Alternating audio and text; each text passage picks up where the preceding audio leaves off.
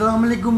इस वक्त हम रेलवे हेड क्वार्टर प्रेम यूनियन CBA के सेक्रेटरी नासिर खान साहब के पास बैठे हुए हैं और आइए इनसे पूछते हैं कि जो इन्होंने ट्रेन मार्च रेलवे मुलाजमीन के हवाले से शुरू किया है, इसके क्या मकासद हैं और इसका इख्तिताम किस वक्त होगा और अब तक इन्होंने क्या कामयाबी हासिल की।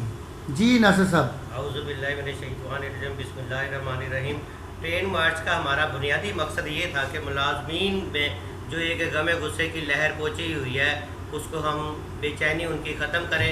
हमारा सबसे पहला पॉइंट ये है कि TLA और PM पैकेज के बच्चों को रेगुलर किया जाए, नई भर्तियाँ रोक कर पहले मुलाजमीन को बच्चों को भर्तियाँ किया जाए और रेलवे में जो छांटियों का सिलसिला है उसको फौरी तौर पर ख़त्म किया जाए।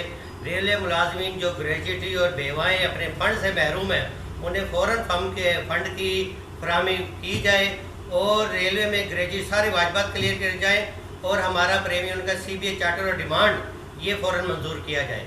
हमारी कई तादाद में रेलवे हेड क्वार्टर के मुलाजमीन ने ट्रेन मार्च में लाहौर से रायगढ़ में शिरकत की और इंशाल्लाह ताला हम हर स्टेशन पर 126 जलसे करेंगे।